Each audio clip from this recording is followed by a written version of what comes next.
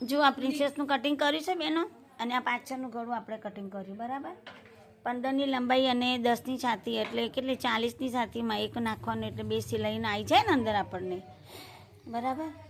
અને આ બાયની ડિઝાઇન પણ કરી છે આપણે, 2 બાયની ડિઝાઇન કરી છે આગળ. જો આ બાયની ડિઝાઇન, અહીંયા દોરી બાંધવામાં આવશે, અહીંયા બટન લગાવવામાં આવશે, અને અહીંયા પણ દોરી અને બટન આવશે. અને આ પ્રિન્સેસ છે, જો આ પ્રિન્સેસનું કટિંગ છે.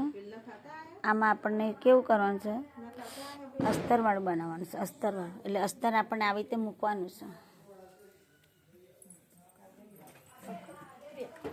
અસ્તર મૂકીને બતાવી દઉં તમને. જો પહેલાં આપણે આ મૂકી દીધું, એના ઉપર સીધા ઉપર મૂકી દેવાનું, આવી રીતે આ સીધું મૂકી દેવાનું પહેલાં, બરાબર. પકડાય પૂરી રીતે ફટાફટ આમ કહી છે.